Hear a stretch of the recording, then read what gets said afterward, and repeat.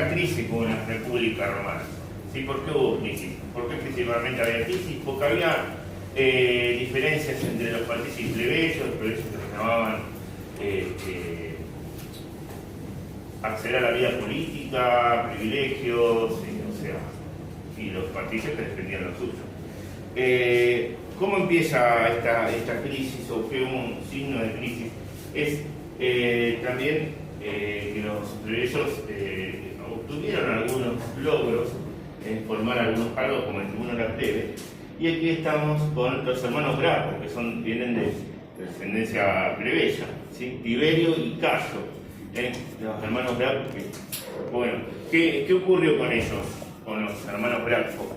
Los hermanos Tiberio y Cayo Graco, políticos y magistradores romanos, comprendieron los reclamos de los pobres. Ellos provenían de un padre plebeyo que había alcanzado la magistratura y un abuelo héroe de las guerras púnicas. En el africano. Bueno, tuvo una participación muy destacada en las guerras púnicas, ¿sí? Defendiendo a Roma. Estaba en África, en el norte de África, combatiendo contra los cartagineses. Ahí, fíjense que los plebeyos dentro del ejército romano pueden llegar a un cargo más alto por sus victorias, no por su cuestión social, ¿sí? Sino por sus éxitos. Tiberio Graco fue elegido tribuno de la plebe en el año 133 a.C. En ese cargo aprobar una ley agraria que reorganizaba la situación de los campesinos, limitando la cantidad de tierras que podían tener los latifundistas. Bien, o sea, ahí tocan los intereses de los patricios, de los grandes latifundistas, de esos pocos que tenían muchas tierras concentradas en pocas manos, ¿sí? Que eran latifundistas. Entonces, con esa ley ya le tocan los intereses a los patricios. ¿Qué sigue? Máximo 125 hectáreas, y entregando a los labradores pobres de Roma en superficies de unas 8 hectáreas. Logró su reelección, hechos no usual en el derecho romano, pero fue asesinado por los clientes de los patricios. Su hermano Cayo Graco trató de continuar su obra, proponiendo conceder igualdad de derechos a todos los italianos. Sí, querían la igualdad de derechos, y así fueron perseguidos y obviamente asesinados como pasó a Tiberio. ¿Qué más? Ciudadanía e incorporación a los beneficios establecidos por la ley agraria se opusieron los caballeros y también los plebeyos romanos, porque no consideraban positivo otorgarles iguales derechos a los italianos no romanos. Claro, o sea, lo que hace Cayo Graco es ampliar no solamente a los romanos, sino a todos los que están en la península itálica, o sea, que están bajo el poder de Roma, pero que no son originarios de Roma. ¿Se entiende lo que digo? No son de Roma, son los que están en la península itálica, que están dominados por Roma. Se quería él.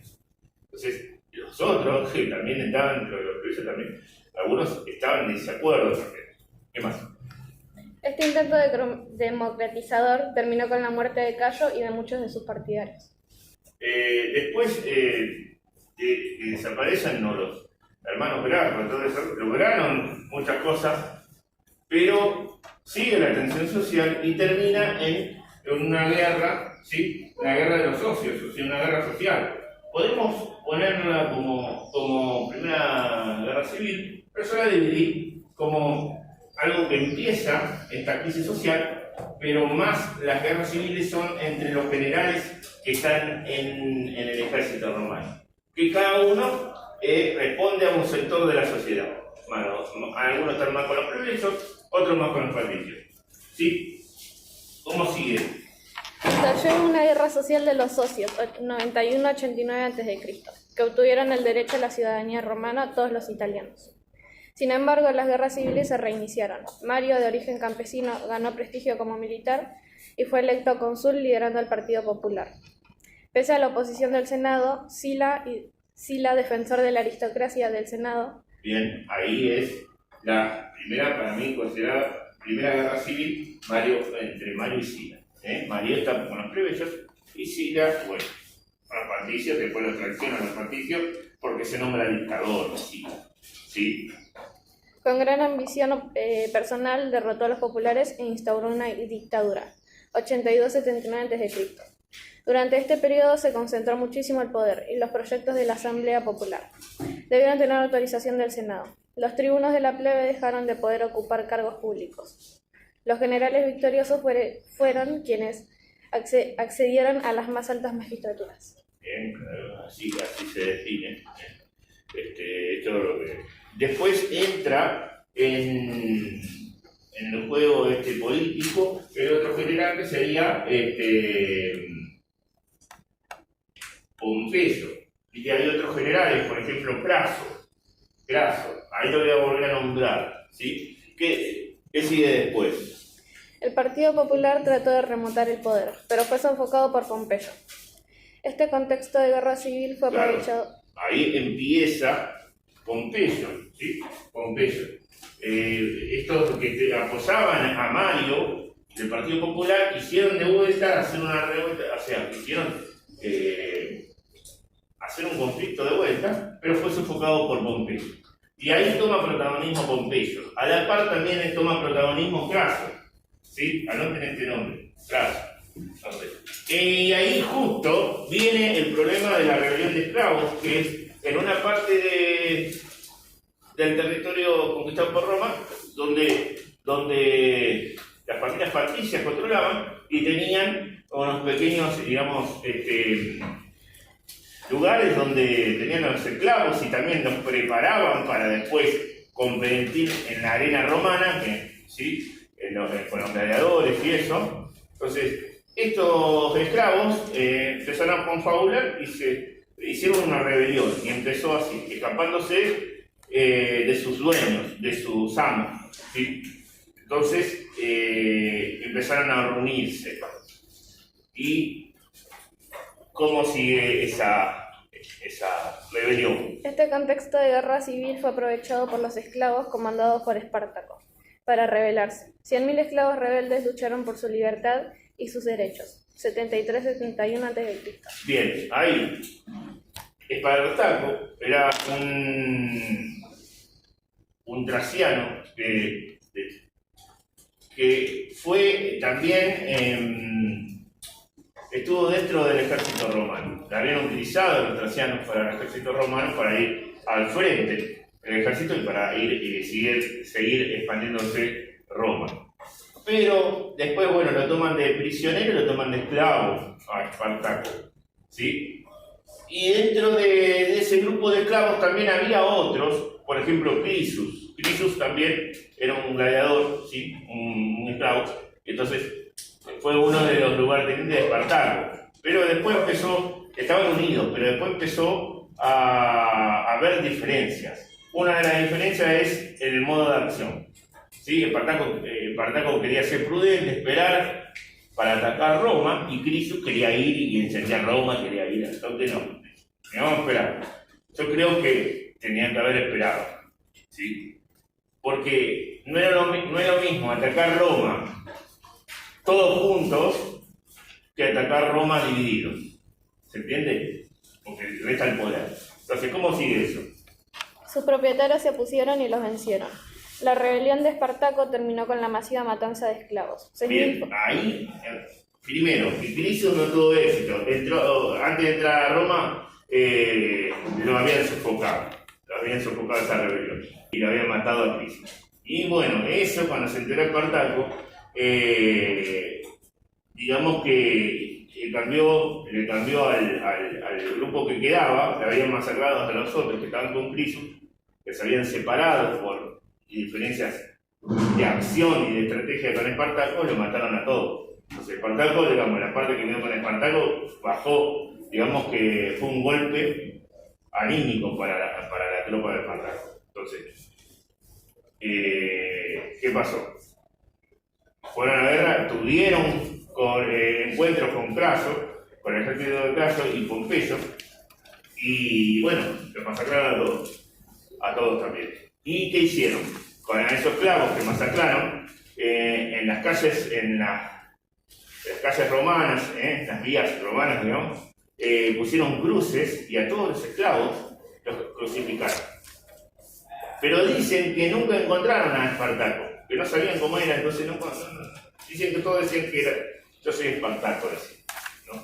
Y no lo encontraron, pero después no apareció. Así que no, eso no se sabe. Eso fue el destino de la rebelión de esclavos, ¿entiendes? Cómo fueron masacrados. Ahora, si vamos a ver quién le ganó a los esclavos, quién sofocó la rebelión, fue Craso.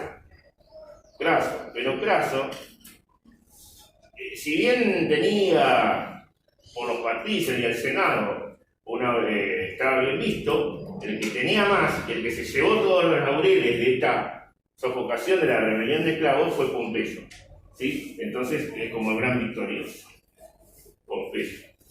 Pero para calmar las aguas lo que hicieron es armar como un triunvirato, ¿sí? Para calmar las aguas entre los generales, entre Pompeyo, Craso y Julio César, ¿sí? Entonces, ¿cómo sigue esto? Estas diferencias, después van a haber diferencias que van a terminar en la Segunda Guerra Civil entre Pompeyo y Julio César. ¿Cómo así? 6.000 fueron crucificados a lo largo de la Vía Apia, importante ruta empedrada de Roma, y unos 5.000 que habían tratado de escapar fueron masacrados por Pompeyo. El nombre Espartaco quedó fijado en la historia como símbolo de lucha por la libertad hasta vencer o morir. Pompeyo consiguió el consenso de la aristocracia gracias a sus acciones y para obtener también el apoyo de los plebeyos accedió a que hubiera nuevamente tribunos de la plebe. Pero la intolerancia de la aristocracia reinició los problemas. El Senado desconfió del poder que estaba acumulado. Por eso Pompeyo organizó un triunvirato del cual participó Julio César. Cayó Julio César proveniente de una familia aristocrática. Es al mismo tiempo sobrino de Mario, el antiguo líder del Partido Popular. Julio César se hace cada vez más prestigioso por su actuación política. Sí, en el y consulado. aparte fue un general que consiguió muchas victorias, conquistó toda la Galia, ¿sí? Muchos territorios para Roma. También Pompeyo, hay una relación ahí. Pompeyo era el formador de Julio César, ¿sí? Digamos, Julio César lo veía como un maestro a Pompeyo en su primer tiempo, cuando lo formó, ¿sí? Después, bueno, empezó a ascender dentro del ejército Julio César con las victorias más y logró más liderazgo que Pompeyo. Pero en ese tiempo estaba todo bien hasta ahí con Pompeyo. ¿Qué pasó? Para agraciar, digamos, entonces, para seguir que esté todo bien, ¿qué hizo Julio César? Casó a su hija con Pompeyo. Bueno, la hija no se quería poner, era una chica muy joven. Pompeyo ya era un tipo muy mayor y con prestigio, y se casó. Y tuvieron una hija. ¿Sí? ¿Qué pasó? Al tiempo murió la hija de Julio César. Y ahí ya, Julio César la puso mal todo. ¿Y qué pasó? Ya ahí empezó a haber diferencias entre Pompeyo y Julio César por el poder y por el control de las regiones romanas. Entonces, esa fue la relación que tenía con Pompeyo, ¿sí? Siempre lo admiró. Si bien era su rival, después lo admiró a Pompeyo. Que sí. Por sus acciones militares en la conquista de las Galias, Francia. La lucha por el poder reinicia la guerra civil, esta vez entre Pompeyo y César. Persiguiendo a Pompeyo, César llega a Egipto e interviene a favor de Cleopatra, en una disputa dinástica. Van a conquistar Egipto, y ahí conoce a Cleopatra, se enamora de Cleopatra. Lo que pasa es que la disputa que había en Egipto era que Cleopatra era la hija del faraón y el otro de su hermano era el que quedó como faraón. Pero los partidarios de Cleopatra querían tomar el poder.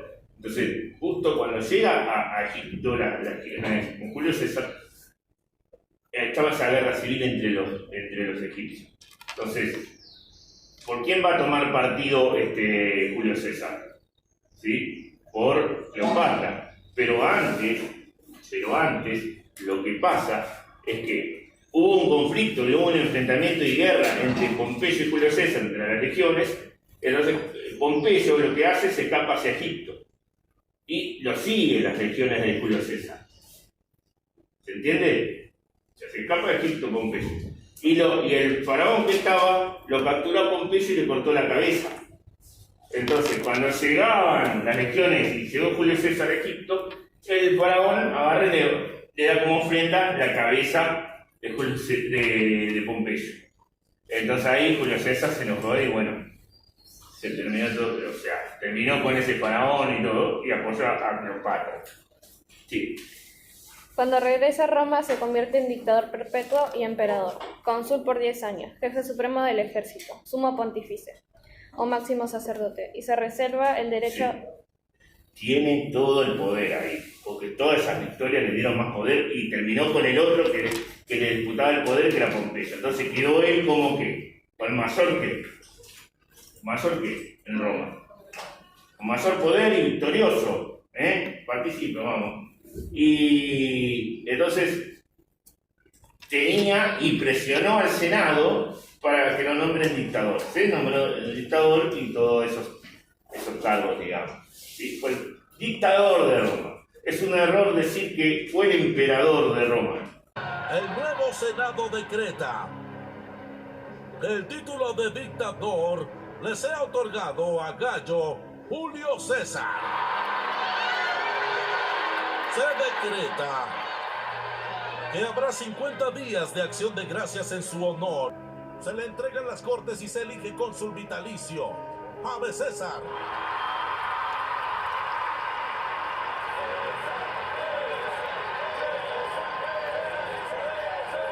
Me tratan como un rey, pero les aseguro que es un cargo que nunca adoptaré, porque soy César y solo César. Fue solo por esta corona que conquisté Galia. El primer emperador, no es el emperador, no fue nunca emperador. Sí que sentó las bases del imperio, porque después va a seguir su sobrino nieto, hijo adoptivo, Octavio, como heredero. Pero Julio César también tenía otro, que era su partener, que era Marco Antonio. ¿Sí? ¿Cómo sigue esta historia? Aumenta el número de senadores de 500 a 900, pero reduce su poder. Defiende al Partido Popular y reparte tierras, cereales y talleres de trabajo. Reforma la administración de todo el territorio y fija para todas las mismas instituciones. Única moneda, calendario en común y permite a las distintas regiones enviar representantes al Senado. Sus partidarios le ofrecen la corona real, pero Julio César la rechaza, porque iría en contra de las instituciones republicanas. Sin embargo, los senadores no creen en sus intenciones y lo asesinan colectivamente para compartir las responsabilidades y no sentirse culpables. Al comienzo de una sesión del Senado es atacado con 35 puñaladas, marzo del 44 a.C. Bien. Julio César a quién apoyaba más, a los patricios de plebeyos, con esas cosas que hizo. Plebeyos les consiguió cosas y a los patricios les molestaba. También algunos lo querían coronar como rey y él no quiso porque le decía que no respetaba no iba a ser respeto para las instituciones de la República Romana, pero sí se puso como dictador. El dictador es una figura dentro de las leyes de la República Romana que era como para que tome el poder, lo arregle la crisis, termine con la crisis y devuelva el poder al Senado. Pero ninguno lo devolvió, cuando se nombró de dictador, ninguno lo devolvió. Entonces Julio César queda con todo el poder y los patricios confabulan encima. Brutus, que era uno que estaba dentro del Senado, que era también amigo de su hija y era como que lo conoció de chico, Julio César a él, y confabuló. Fue una tremenda traición. ¿Sí? Llevaron entre sus togas, que son las túnicas que se usaban los senadores, llevaron el agas, y cuando Julio César daba y sesionaba en el Senado, reunía a los senadores, se le acercaron como para saludarlo y le empezaron a mandar, sacaron de sus togas, digamos, le empezaron a dar con el cuchillo, con las dagas. ¿Sí? Y así murió Julio César.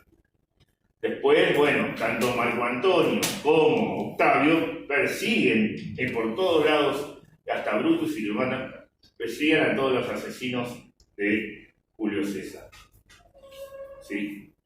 Bien, ¿qué más?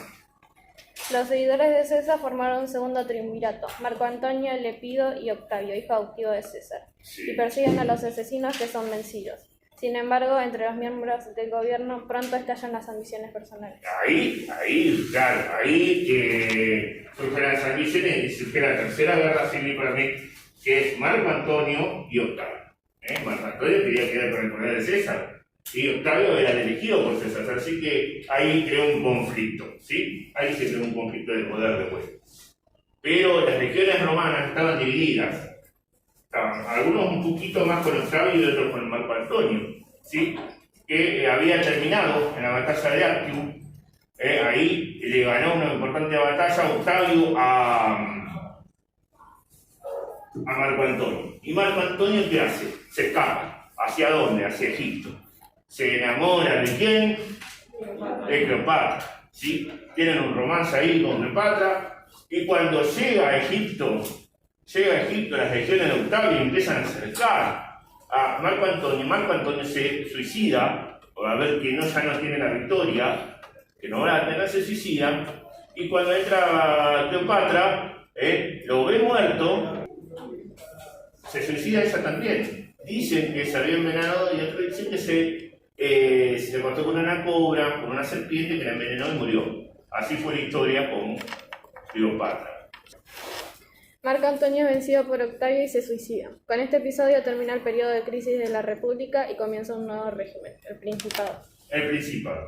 Termina la República. ¿Quién queda de vuelta con todo el poder? Octavio. Y Octavio va a presionar de vuelta al Senado y ahí se lo nombra como el primus inter pares. Primero entre los pares, con todo el poder del príncipe, digamos, y va a ser emperador. ¿Sí? Emperador de Roma. Ahí empieza el Imperio Romano.